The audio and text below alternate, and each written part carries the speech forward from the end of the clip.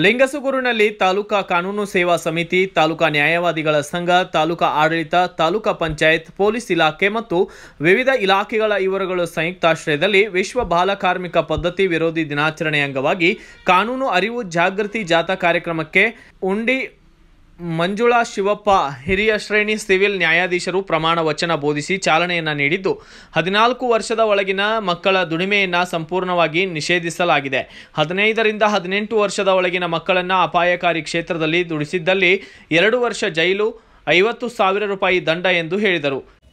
ಈ ಒಂದು ಜಾಥಾ ದಿನದಂದು ಪ್ರಮಾಣ ವಚನ ಎಲ್ಲರೂ ಸ್ವೀಕರಿಸೋಣ. ಪ್ರಮಾಣ ವಚನ.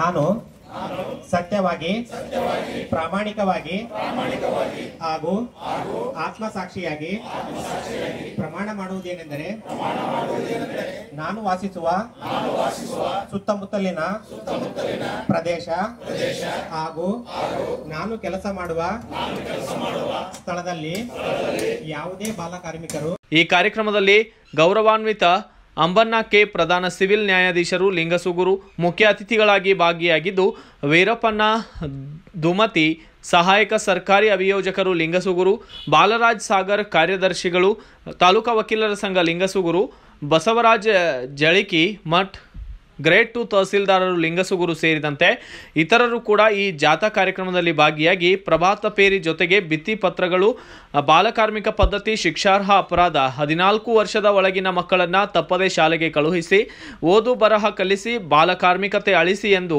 ಘೋಷಣೆಯನ್ನು ಕೂಗುತ್ತಾ ನಗರದ ವಿವಿಧ ಪ್ರಮುಖ ಬೀದಿಗಳಲ್ಲಿ ಜಾಥಾ ಮಾಡುವುದರ ಮೂಲಕ ಯಶಸ್ವಿಗೊಳಿಸಿದ್ದಾರೆ. Bureau report Srinivasa Madhushree, BV5 news Kannada, Lingasugur. Thanks for watching Read, Discuss and Debate with editor Dr. Yan Prashant Rao. Wanted reporters in print, digital and visual media for Bharat Vaibhav Daily Newspaper, BV News 5 Channel and BV Fast Web News from all the talukas of Karnataka, Goa and Maharashtra. If interested, send your resume to 9019229369.